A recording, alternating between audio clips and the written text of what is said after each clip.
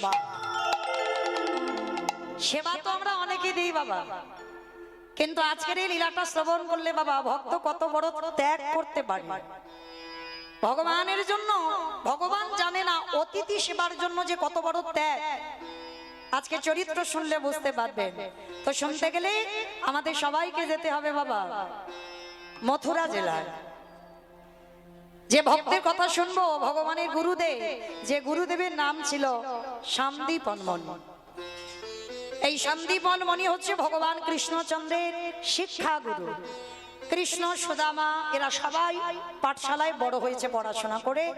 আজকে সেই ভগবানের গুরুদেব, তার চরিত্র কেমন ছিল, স্বভাব কেমন ছিল, কি করে অতিথি সেবা দিত, আজকের আমরা বিষয়ের মধ্যে জানবো। তো মায়েরা, তার আগে একটা কথা জানতে হবে, এই লীলাটা যদি মন প্রাণ দিয়ে শোনেন তাহলে বুঝতে পারবেন কীর্তন শুনলে কি হয়, কীর্তন গাইলে কি হয়। আর যারা যারা ভগবানের জন্য একাদশী করে না, শুধু খাই দায় আর টিভি সিরিয়াল দেখে, ওদের যে কি গতি হবে। আজকের আমার লীলাটা যদি একটু মন দিয়ে শোনেন প্রশ্নের উত্তর পেয়ে যাবে। কেমন? তবে একটু মন দিয়ে শুনবে। কেমন? লীলার শেষে আমার দুটো প্রশ্ন থাকবে, উত্তর না নিয়ে আমি যাব না। কালকের জ্ঞান ক্যান্সেল করবো ভালো, কিন্তু উত্তর আমার চাই। কেন জানো? সারা বছর ছেলে পুলে যখন পড়াশোনা করে বাবা, রেজাল্টটা এলে বোঝা যায় এ বেটা কি করেছে সারা বছর। তাহলে এতক্ষণ যে কীর্তন শুনবো আমি একটু জানবো না যে কি জানলাম আমরা? তাহলে মন দিয়ে শুনবে। আমি লীলার শেষে দুটো প্রশ্ন চাইবো, উত্তর নেব আর চলে যাব। কেমন? ভালো করে শোনো। দেবর্ষি নারদ মনে মনে চিন্তা করলেন, অনেকদিন আমি মরতে যাই না, আজ আমি একটু মরতে যাব। আমার মর্ত কোনটা? উপরেরটা। উপরটা নাকি মর্ত?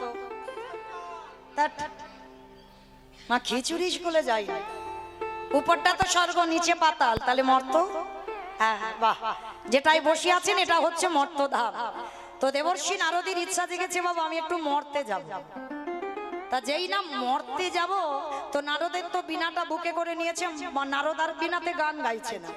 যেই না মরতে নেমেছে, মর্তধামের একজন মা, মাথাতে শীতেতে সিঁদুর আছে, হাতে শাঁখা আছে, আলতা পেড়ে শাড়ি, নারদকে দেখতে পেয়েছে। আরে ও নারদ, এদিকে এদিকে বলো তো দেখি, যারা যারা ভগবানকে ডাকে, যারা যারা ভগবানকে ভালোবাসে, সেবা করে, পূজা করে, তাদের শেষ জীবনের গতিটা কি হয়? মর্তধামের মা নারদকে যেই না জিজ্ঞাসা করা, নারদ করজোর করে বলল, ও মামা, আমি ভগবানের কাছে থাকি ঠিক কথা, কিন্তু আমার মাথায় তো কোনোদিন এই প্রশ্নটা আসেনি যে ভগবানকে ডাকলে আমার গতি কি হবে। ও মামা তুমি একটু বসো, আমি যাব আমার বাবার কাছে, উত্তরটা নিয়ে তোমাকে বলে যাব। নারদের বাবাটাকে ব্রহ্মা, ব্রহ্মার কাছে গেছে। পিতা পিতা, মর্তধামের মাকে বসিয়ে রেখেছি, জানো পিতা, আমার কাছে জানতে চেয়েছে যারা যারা ভগবানকে ডাকে, ভালোবাসে, সেবা করে, পূজা করে, তাদের শেষ পরিণতিটা কি হয়। চতুর্মুখী ব্রহ্মা হেসে বলল, নারদ এ প্রশ্নের উত্তর তো আমার জানা নাই। সে কি, আমার একটা মুখ, তোমার চারটি মুখ, তুমি জানো না? তাহলে কি জানে? বলে, বাবা একজন জানলে জানতে পারে যে গাঁজা ভাঙ খায়। ওমা কে গাঁজা খায়? ওমা কোনোদিন দেখেছো শিব ঠাকুর গাঁজা খাচ্ছে? দেখনি তো? তাহলে কোন সাহসে বলে দিচ্ছ যে বাবা গাঁজা খায়? শুনেছো তাই তো? কিন্তু এটা কি শুনেছো, বাবা তো ত্রিলোকের বৈষ্ণব। যারা বৈষ্ণব পদ অবলম্বন করে বাবা, তাদের একটু চা পর্যন্ত খাওয়া যায় না। যেমন আমার গুরু মহারাজদের আদেশ, একটা চা পর্যন্ত খাওয়া যায় না আমাদের। তাহলে একটা চা যদি নিশার মধ্যে পড়ে, তাহলে বাবা কোন সাহসে গাঁজা বসে বসে খায়? কখনো খায় না। বাবা তো বৈষ্ণব, বাবার একটাই নেশা, হরি নামের নেশা। আর বাবাকে যে গাঁজা কলকে গুলো দাও কি করে? বলে বাবা নেয় বটে, বাবা তো সবার ভাবনা ভাবে ওই ভূত পেতনি নন্দী ভিঙ্গি খাবে বলে, ওদের জন্য বাবা গাঁজা কলকে নাই। বাবা গাঁজা খায় না, বাবা বৈষ্ণব, এইটা ভুলে গেলে হবে না। তাহলে বৈষ্ণবরা কোনোদিন গাঁজা খায় না, গাঁজা ভাঙ অসম্ভব। তাহলে মায়েরা, শিব ঠাকুরের বাড়ি কোথায়? বাহ বাবা, আমি গাইবো কি, আমার থেকে তো বেশি মুখস্থ। ভালো লাগলো মা। এই যখন আমার মাও কীর্তন করতো, তো আমার মায়ের নাম প্রতিমা ঘোষ। তো আমার মা যখন আমার এই বাবার সঙ্গে, তখন প্রচুর কীর্তন হতো, তখন আমি খুব ছোট, আমার মায়ের সঙ্গে হ্যান্স করতাম। তো এখন আজকের আমি দাঁড়িয়ে কীর্তন করছি, মা এখন গাইছে না, বয়স হয়েছে তো পাচ্ছে না। তো তখন আমার মা যখন আমাকে রেখে গানে যেত তখন ঠাকুমার কাছে থাকতাম, ঠাকুমা বলতো নাতনি গল্প বলবো, মাঝে মাঝে একটু হু হা দি। কি মা, ঠাকুমারা বলে না হু হা না দিলে গল্প বলতে ভালো লাগে না। তাহলে আমি সেই ডায়মন্ড হারবার থেকে আপনাদের চরণে এসেছি ভগবানের লীলা বলবো। আর আমি শুধু যদি একা বলি ভালো লাগবে? একা শুধু যদি কীর্তন করে যাই ভালো লাগবে? ভালো লাগবে না। আমার যাওয়া পর্যন্ত দেখবো সব বসে বসে সব ঘুমিয়ে পড়ে যাচ্ছে, তাই না? তাহলে মাঝে মাঝে মা একটু কথা বলো, কেমন হু হা দিও। তো আজকে শিব ঠাকুরের বাড়ি কৈলাস, কৈলাসে গিয়েছে। কৈলাসে গিয়ে নন্দীকে ডেকেছে, নন্দী বলো। এই ভিঙ্গি। যেই না নন্দী ভিঙ্গিকে ডেকেছে, বাবা এসেছে। কি ব্যাপার? আরে বাবা কোথায়? বলে জানি না, তুই এক্ষুনি তো ছিল। ব্রহ্মা বলছে দাঁড়াও, তোমাদের দেখতে হবে না, আমি দেখছি বেটা কোথায় গেছে। ধ্যানে বসেছে ব্রহ্মা, আর নারদও ধ্যানে বসেছে। বসে দেখছে বাবা কৈলাসে নেই। বাবার তো কৈলাসের থেকে আরো একটা প্রিয় জায়গা আছে, বলো তো কোনটা? হাসনাবাদে। হাসনাবাদ, হাসনাবাদ, শ্মশান। বাহ, বাবার খুব প্রিয় জায়গা শ্মশান। এইবার ধ্যানাযোগে দেখছে বাবা শ্মশান। আচ্ছা ও মা, বাবার বাহনটা কি? ইঁদুর। ইঁদুর দেখেছো, সকাল থেকে একটা সত্যি কথা ঠিক কথা বলতে পারছে না। বাবার বাহন হচ্ছে ষাঁড়, মানে বৃষভ। তাই এবার ধ্যানাযোগে নারদ দেখছে আর ব্রহ্মা দেখছে বাবা শ্মশানে কি করছে জানো? বাবা ঘুরে বেড়ায় ষাঁড়ের পিঠে, বাবা চড়ে বেড়ায় ষাঁড়ের পিঠে। বাবা বুড়ো শিবি গো, বাবা বুড়ো আমার বাবা বুড়ো শিবি গো, বাবা বুড়ো বাবা ঘুরে বেড়ায় ষাঁড়ের পিঠে, ঘুরে বেড়ায় ষাঁড়ের পিঠে। বাবা বুড়ো শিবি গো, শিবি গো। ওই মন্দিরের বাবা বুড়ো শিব, শিবে গো মন্দিরের বাবা বুড়ো শিব, শিবে গো মন্দিরের বাবা বুড়ো শিব। আবার শ্মশানে মশানে থাকে ছাই ভস্য গাহি মাখে। শ্মশানে মশানে থাকি তাই দস্য গাই মাখি, শ্মশানে মশানে থাকে ছাই ভস্য গাহি মাখে। শ্মশানে মশানে থাকি তাই দস্য গাই মুখে মাখি। হরি বলে বলে গো, হরি বলে বলে। হরি বলে বলে গো, হরি বলে বাবা বলে। চড়ে বেড়ায় ষাঁড়ের পিঠে, বাবা ঘুরে বেড়ায়। বাবা বুড়ো শিবি গো, শিবি গো। ওই মন্দিরের বাবা বুড়ো শিব, শিবে গো মন্দিরের বাবা বুড়ো শিব, শিবে গো মন্দিরের বাবা বুড়ো শিব, শিবে গো মন্দিরের বাবা বুড়ো শিব। নারায়ণ নারায়ণ নারায়ণ। হে ভোলেনাথ, বড় দায়ে পড়ে ছুটে এসেছি। যারা যারা ভগবানকে ভালোবাসে, সেবা করে, পূজা করে, তাদের শেষ জীবনের গতিটা কি হয়? ভোলানাথ হেসে বলল, নারদ এ প্রশ্নের উত্তর তো আমার জানা নাই। সে কি? আমি জানি না, আমার বাবা জানে না, তুমি শিব জানো না, তাহলে জানে কে? বলে একজন জানলে জানতে পারে, যে নামের নামী। আমার নামের নামী কে? ভগবান। বলে ওই বাটা বললে বলতে পারে, চলো তার কাছে যাই। তিনজনে, ব্রহ্মা, নারদ আর বাবা ভোলানাথ, তিনজনে বৈষ্ণব সেজে একেবারে বৈকুণ্ঠপতি নারায়ণের কাছে গেছে। প্রভু প্রভু এদিকে এসো। সাগরের ঠান্ডা বাতাস খাচ্ছ, বড় আরামে আছো, আর এদিকে ভক্ত ছুটোছুটি করছে, একটা উত্তর পাচ্ছে না। এ কি নারদ, এত খেপে গেছো কেন? রেগে গেছো কেন? কি হয়েছে তোমার? প্রভু খুব দায়ে পড়েছি। মর্তধামের এক মা জানতে চেয়েছি, যারা যারা ভগবানকে ডাকে, ভালোবাসে, সেবা করে, পূজা করে, তার শেষ জীবনের গতি কি হয়? ভগবান হেসে বলে বললো, নারদ এ প্রশ্নের উত্তর তো আমার জানা নাই। কি? আমি জানি না, আমার বাবা জানে না, শিব জানে না, তুমি জানো না, তাহলে জানে কে? বলে একজন জানলে জানতে পারে, তারাই তোমার প্রশ্নের উত্তর দেবে। প্রভুকে যারাই আমার নামে ভালোবাসে, যারাই আমার নামে ভালোবাসে, যারা আমার নামে ভালোবেসে,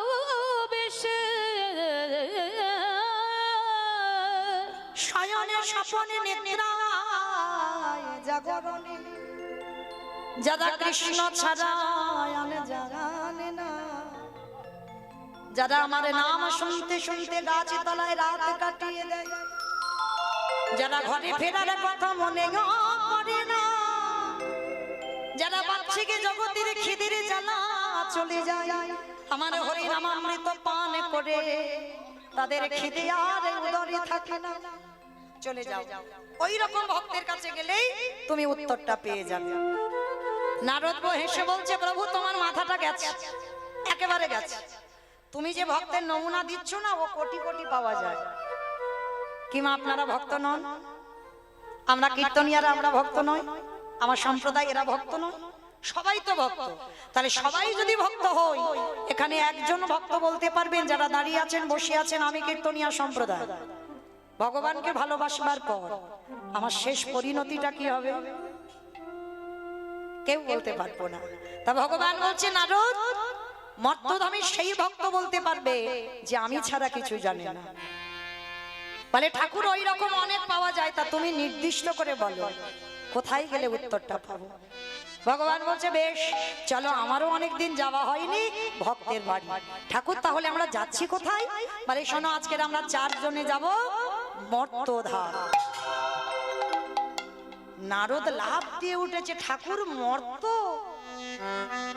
ওরা তো শুধু খেতে যায় আর ঘুমাতে যায় আর সিরিয়াল দেখে, ওইখানে আমার ভক্ত আছে? বলে নারদ, খাক ঘুমাক টিভি সিরিয়াল দেখুক যাই করুক না কেন, ওদের মধ্যে এমন এমন ভক্ত আছে যে ভক্তের চরিত্র শুনলে তোমার হৃদয়টা দুলে উঠবে। চলো আজকের আমি নিয়ে যাব। কোথায় যাব ঠাকুর? ভক্তের বাড়ি যেখানে সেখানে যাব। চলো, জায়গাটা কোথায়? মথুরা জেলার অন্তর্গত অবন্তী নগর গ্রাম, সেথায় সন্দীপনীর বাড়ি করিব বিশ্রাম। মথুরা জেলার অন্তর্গতে অবন্তী নগর গ্রাম,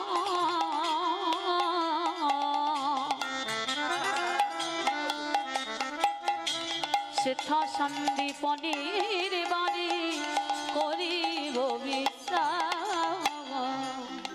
যাব আমরা ভক্তের ঘরে, বলে যাব আমরা সেই ভক্তের ঘরে, কই না বিশ্রাম এলো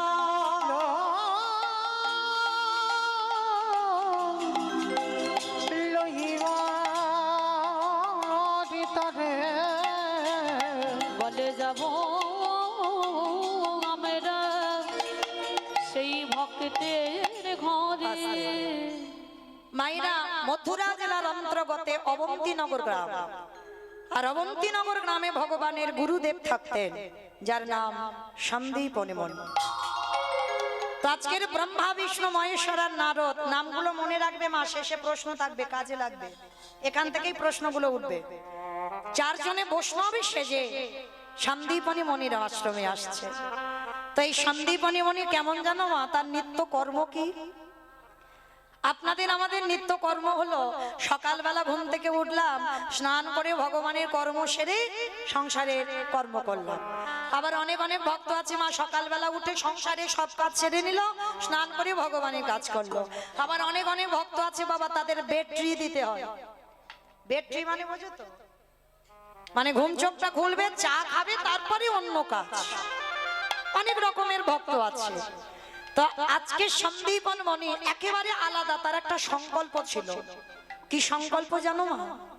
প্রতিদিন ওই ব্রহ্ম মুহূর্তে স্নানে যাবে যমুনা। ব্রহ্ম মুহূর্ত কাকে বলে? 1 ঘন্টা সূর্য উদয়ের 1 ঘন্টা 36 মিনিট আগে। এই সময় প্রতিদিন সন্দীপনী মুনি যায় যমুনার ঘাটে, স্নান করে। স্নান করে ওই ভিজে কাপড়টা ছাড়ে না, ওই ভিজে পোশাকটা পরে দরজার ধারে বসে বসে কাঁদে। আমা কেন কাঁদে? ভগবানের জন্য না, সংসারের জন্য না। তাহলে কাঁদে কেন? তার একটা সংকল্প আছে। কি সংকল্প জানো দয়াময়? স্নান করে সবার আগে আমি অতিথি সেবা দেব। আমার দুয়ারে তুমি একটা অতিথি পাঠাবে, অতিথি সেবা দেব। তারপরে আমি মাধুকুরিতে যাব, যা পাবো রন্ধন করে তোমায় দেব, তারপরে আমি প্রসাদ পাবো। এটা প্রতিনিয়ত, মানে মৃত্যুর আগের দিন পর্যন্ত মুনিবরের সংকল্প। তো আজকের বাবা সকালবেলা 3 জন বৈষ্ণব সেবা হয়ে গেছে, মানে যেদিন আমার ভগবান আসছে অতিথি রূপে 3 জন বৈষ্ণব সেবা হয়ে গেছে। এবার মনিবরের মনে আনন্দ, বাবা বাবা রোজ আমি 1টা 2টো করে বৈষ্ণব সেবা দিই, কোন দিন পাই না, আজকের আমি 3 জন সেবা দিয়েছি, ভালো হয়েছে। যা জোগাড় করেছে ভিক্ষা করি ভগবানের জন্য পারস সাজিয়ে নিবেদন করেছি। ভগবানের চরণে ডালাটা দিয়ে বলছে, দয়াময় ছোট্টবেলা থেকে তোমায় ডাকছি, ছোট্টবেলা থেকে তোমায় ভালোবাসছি, তোমায় ডাকতে ডাকতে আমার চুল পেকে গেল, চামড়া আলগা হয়ে গেল, দন্ত পড়ে গেল। ও ঠাকুর, তুমি কি আমার ডাক কোনোদিন শুনতে পাবে না? ওগো দয়াময়,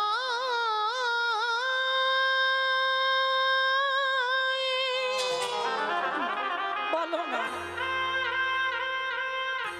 একেবারে দেখা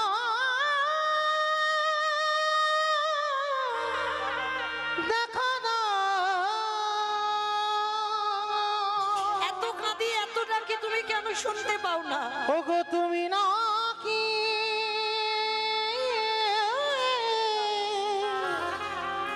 ভক্তি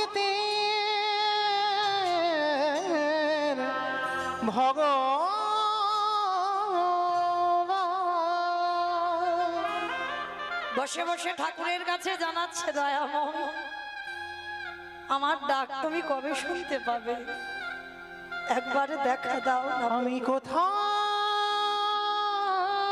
গেলে বলো আমি কবে তোমায় পাবো? পাবো রে দেখা। ওগো দয়া মা, দেখা দাও। কোথাও গেলি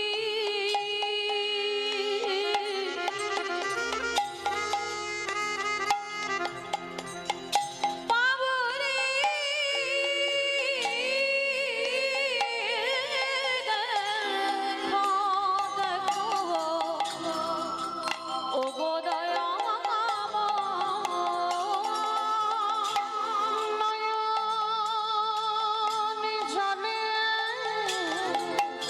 কোথায় তুমি একবারে দেখা দাও।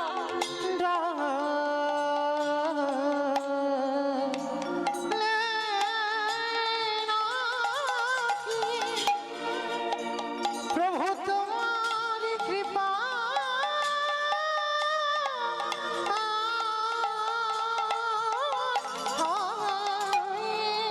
ওই নয়ন জলে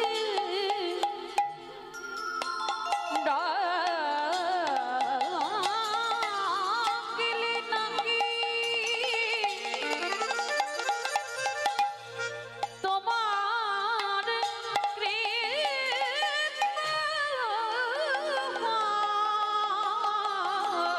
আমি কোথাও গেলে নিতাই গৌর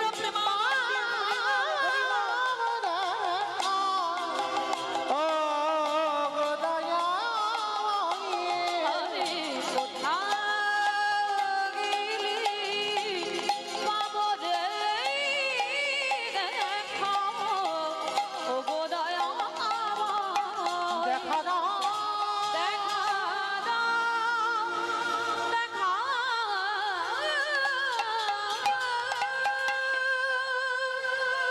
ভগবানের